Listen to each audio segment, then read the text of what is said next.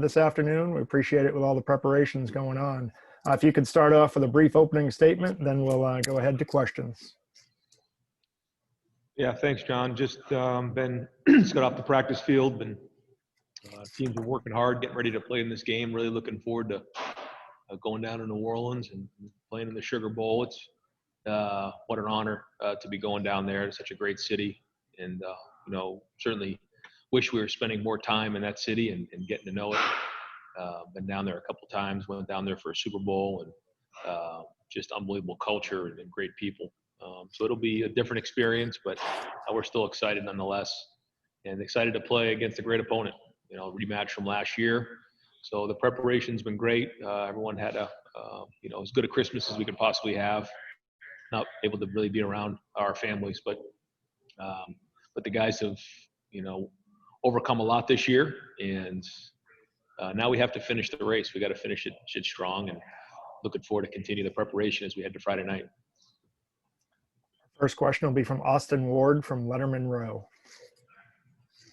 Ryan, you said last week you thought Justin would be fine. He said he'll be fine by Friday. Have you had to do anything with that thumb to hold him back or limit him? And do you have any concerns about what he could be able to do on Friday night? No, I think he'll be fine. Next up will be Stephen Means from cleveland.com. Hey, Coach. As a quarterback, former quarterback, and now as a play caller, when you're going up against a team where they have guys who can get consistent pressure up the middle of the line, how does that change your approach? Maybe the things you have to think about as a quarterback, and then now as a play caller, how does that maybe change your approach a little bit to how you call plays? Well, I mean, this defense is second in the nation in sacks. They create a lot of disruption, like you said. Really good players and really good schemes. So, they've done it against just about everybody they've gone against. So we got to understand that. We got to understand the patterns. We got to do a great job in firming up protection. Quarterback's got to understand that. And it just comes down to preparation, understanding the different patterns that you're going to see, knowing that you're going to see some things that maybe you haven't seen before. And that's part of it. But they know us very well. They always have really good schemes. So we'll have to continue to do a great job preparing so that when we get out there on Friday night, we're anticipating as opposed to reacting. Next, we'll go to Tim May. Yeah, it's funny, Ryan. I think I asked you the same question last year, but I want to ask it again. When you're going against a defense led by a coordinator like Brent Venables, who has this huge reputation, et cetera, justly deserved, does it pique you and your staff even more to sort of figure it out and go to battle against something like that? Yeah, I mean, he's one of the best defensive coordinators in college football, and he does a great job calling the game. Seems to always know exactly what the other team is doing in terms of the plays that they're running each play, and seems to call the right defense into that play a lot. And why that is, I don't really know, but I can tell you that he's been doing it for a long time, and it's a good challenge. Thanks, man. Yep. We'll go to Ralph Russo from the Associated Press. Hey, Ryan. Wondering, you've talked a little bit about this, about how the players have had to sacrifice so much. Sacrifices really from everyone. Have you sensed stress from them throughout this? And how do you deal with that as a coaching staff? Like a different kind of stress that you would normally, deal with in a normal year. Yeah. There's definitely different stressors that are going on for sure. And they're coming from different areas. The stress of living a different life than you lived last year, and all the different things that come with it. Not being around your family, not being able to socialize, not having fans, not receiving the rewards of hard work, games being canceled and handling disappointment. I think all that stuff adds up. I think the fact that, they really had to stay in isolation for the most part. And then I think there's also the stress of the body, and the emotional toll this season's taken. I think that for some guys who have done everything right and practiced throughout this whole time, while others have, missed practice, and the amount of people that have missed practice in the last month alone here is staggering. And so those who have practiced every day, that stress load adds up on them as well. So I think, like you said, all those things add up to where they're at right now. Now, some way it calluses you and makes you stronger, and that's a good thing too. I want to go to Dennis Dodd from CBS Sports.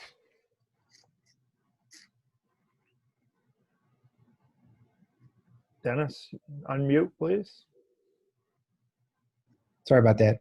Ryan, I wonder if you could reflect on the circumstances of how you got to Ohio State. It was after that 31-0 loss to Clemson where Urban kind of retooled the staff.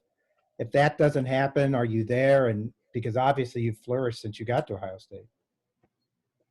Yeah, I was with the 49ers at the time and had a few conversations with Coach and, jumped at the opportunity to come to Ohio State, not knowing exactly what was in store. Certainly didn't in my wildest dreams think I'd be sitting where I am right now. But I guess that's college football. And it's been a blessing and learned so much about what Ohio State is, what the Buckeyes mean to so many people throughout the country, what winning at a high level means, and just blessed to be around such great people as Gene Smith and all the people here who strive for excellence. And it's been great. Our family loves it here. And you're right. I mean, sometimes I wake up and, you just have to pinch yourself a little bit because it wasn't that long ago that, we would never thought of being in a situation like this. But a lot of that has to do with the people that are around you. We have great assistant coaches and great players and great administrators here. And that's what makes this place great. Next will be Joey Kaufman from the Columbus Dispatch.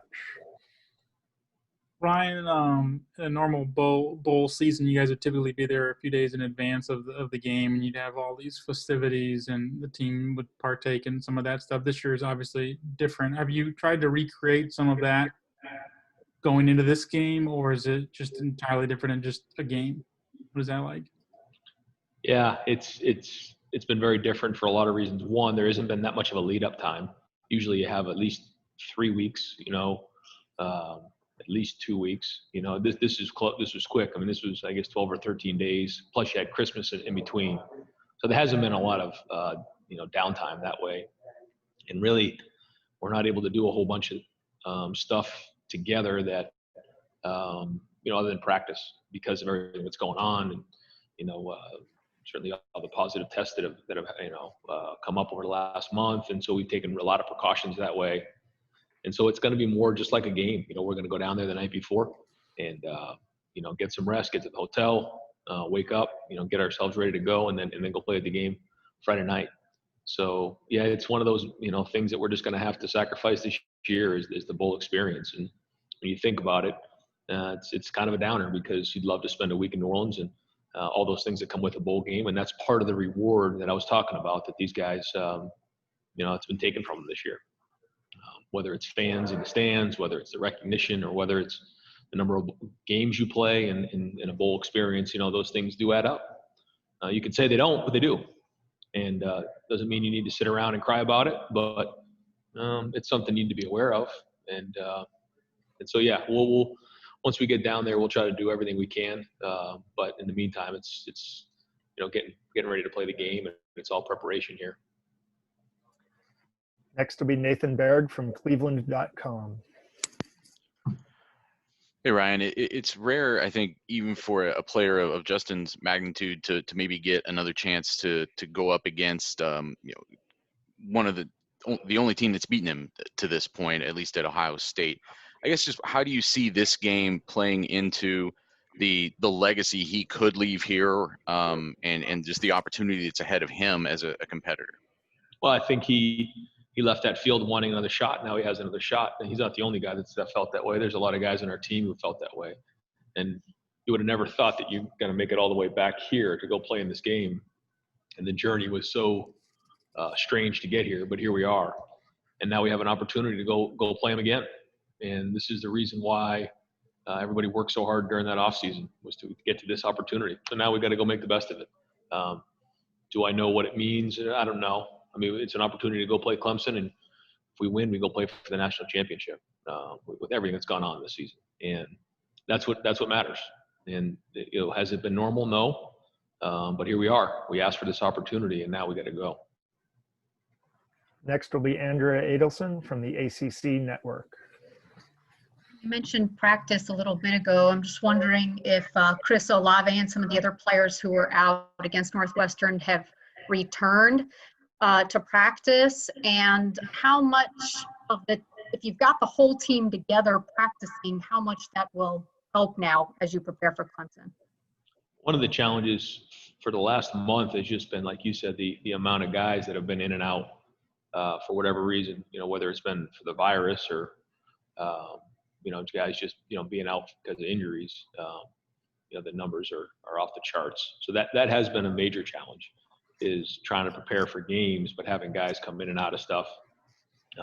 We have got a bunch of guys back. Guys are starting to practice now, and it'd be good to get some of these guys back to play on Friday night. But it's not like you just throw them back in there and they're just going 100 miles an hour again. There's a ramp up to it. They didn't do anything for 10 days, and they had to pass their cardiac test, and then you have to kind of ease them into it, especially the skill guys because of soft tissue injuries. And I think we're doing as good a job as anybody of having a really good protocol on how to get them back safely to play. But it certainly has been a major challenge, guys in, guys out. And like I mentioned before, that puts a lot of stress on the guys who are in there, who are taking the reps in practice, because you have to practice to get better. And we haven't had the luxury of playing in 13 games leading up to this, so we have to continue to practice. So that's been one of the challenges this year, and it's something that our guys have embraced. It hasn't been easy, but they've overcome it, and here we go. Next up will be Bill Landis from The Athletic. Hey, Ryan, you've talked a lot since you've been here about your offense and staying aggressive. I'm just wondering, does aggressive always have to mean throwing the ball? Can a team be aggressive running the ball? Or just like, what's your idea, I guess, when you think of that? And why is that the preferred disposition, I guess, for lack of a better word, for your offense? No, I don't think it's preferred. I mean, I think the idea is to score. It's like in the Big Ten championship game, we ran for, I think, 330 yards in a game, or I forget exactly what the number was. So, I mean, we're always going to strike a balance. We always want to do that. And I think when you look at the numbers, I think they would probably show that that's what we have. We have a pretty good balance. I don't know what our passing and running numbers are right now, but we always have to put pressure on the defense, and throwing the ball is a huge part of that. And that also opens up the run game. And I think that's part of how you attack teams. And if you're not executing at a high enough level, then you need to get that fixed. But whenever you start, not calling it aggressively, that's when, bad things happen. You lose confidence, and that's not the way we're wired. I mean, we're going to go out there and try to score as fast as we can, and try to score as many points as we possibly can. But at the same time, keeping that balance and controlling the ball. So whatever that is, and then we'll look at the schematically what gives us our best chance. In certain teams, they load the box, and you have to throw the ball. We didn't throw the ball as efficiently in the last game as we would like to have. Missed a few opportunities. Could have been a bigger number, but it wasn't. So that's what you got to learn. You got to get better at it. And so we're always looking for that balance. And being aggressive is both. It's sometimes playing with tempo. It's sometimes taking shots. And but at the end of the day, if you're forcing the team to defend the entire sideline and run and pass and the quarterback run, I think that's when you put the most stress on the defense. And if I can follow up on that just quickly, last year in this game, you guys kicked 2 field goals from the 5-yard line, and that would seem to run a little counter almost everything you just said. And I'm just wondering how those 2 field goals have sat with you over the last year as you've sort of framed your mindset for this offense this year. Yeah, I mean, you don't want to go back and replay the game last year, but one of the issues was field goals in the red zone and not scoring touchdowns down there. We had one called back. We had a drop. It didn't happen. So, we got to make sure that, we're scoring touchdowns when we get down in there. But in games like this, we also got to be smart. And, if our defense is playing well and, kicking field goal is something you got to do at that time, you got to do that. I mean, you can't just be reckless either. We also went for it on 4th and 1 and threw a touchdown. I think it was in the 4th quarter. we're always going to be aggressive, but at the same time, you can't be reckless. Thanks. Next is Rob Oler from Columbus Dispatch. Hey, Ryan, how important is this game as a program marker? You guys are right there. You're up 16-0. It slipped away, but you've got Alabama and Clemson. How important is it that it is Clemson and that you have a shot to make a statement? I don't know. I don't know how to answer that, Rob. I would say, in a normal year, I'd probably have a better feel. I don't know. I think this is more about this team and these guys on this team and the leaders and what they've done and their story. The story that these guys have and their journey to get to right here and what the final chapter or two is going to be. That's more to me what this is about. This is about a bunch of guys who have just been through so much and had the season canceled and restarted and then games canceled. And here they are right back to where they started when, a year ago to play Clemson again. It's just an amazing story. And I think it's more about them than it is like a statement about, where we are. We'll see if we can all come up for air and maybe reflect on that in the off season, but this is more about our culture and our team. And I really would love for these guys to have something at the end of the season, a big ring to show for everything they've done because they've sacrificed so much. And I think that's really the story to me. We'll now go to David Hale from ESPN. Hey, Ryan, given all you just mentioned, this might be a difficult question to answer. I know Dabo has been fairly outspoken about the idea that playing 11 games as they have is different than playing the 6 that you have. And when you compare this year to past seasons, do you feel like your team is in a different place, having only 6 games under their belt at this point in the year, physically, emotionally, mentally, or has the toll of all of the other stuff been so great as to sort of ameliorate any level of differentiation there? Yeah, I mean, everything about this season's different, from the amount of games we played to all the above. Yeah, I don't even know where to start. I mean, we could talk about it for an hour, but yeah, everything about it's been different. And to sit here and tell you exactly, where we are compared to years past, no, I mean, it's totally different. Everything about it's different. The way we practice, the way we eat, the way we meet, the way we travel, the way everything, preseason camp to all of the above. So this is a different season in all areas. Next, we'll go to Jeremy Birmingham from Letterman Row. Hey, Ryan, two-parter here. First of all, with everything that Justin went through in the last year, the way last season ended, to the Indiana second half to Northwestern, how do you stop him from trying to do too much against Clemson when obviously there's so much riding on his shoulders? And then secondarily, how much did Justin change you as a coach in the time that he's been at Ohio State? Well, I think the first thing is you just have to win the game. And I think one thing that happens a little bit at Ohio State is people want you to win a certain way here. And I think sometimes that's a little dangerous. But right now, there's only one goal: win the game. Doesn't matter if you win 6-3. Doesn't matter if you win 52-51. Just win the game. And I think has to be the approach. Not, are we going to beat a team by 28 points? Are we going to throw for 500 yards and be in the Heisman Trophy watch or whatever? It's win the game. You win the game, you move on, and that's what matters. So I think that's the focus. And no, it's been fun. Work every time you have different quarterbacks come in, you learn a lot about yourself, and you build different relationships, and certainly have a special appreciation for Justin as a competitor and as a person. We have time for one more question. We'll go to Kyle Rowland from the Toledo Blade. Hey, Ryan. The fan bases of these two teams certainly view it as a rivalry. I was just curious kind of what you thought and the people in the Woody think. Clearly, you guys recruit against each other. You've played in a lot of high-stakes games. Just what do you think of this Ohio State-Clemson series? Well, it's the second year we're playing them in a row, and they've won 2 national championships here. I think it's 4 of the last 5 years they've been in it. I think they've won 6 ACC championships, if I'm correct. I mean, they've been right at the top of the game for almost a decade now. So they're up there. And then, when you look at where Ohio State's been in the Big Ten and, playing in the CFP and our games against Clemson.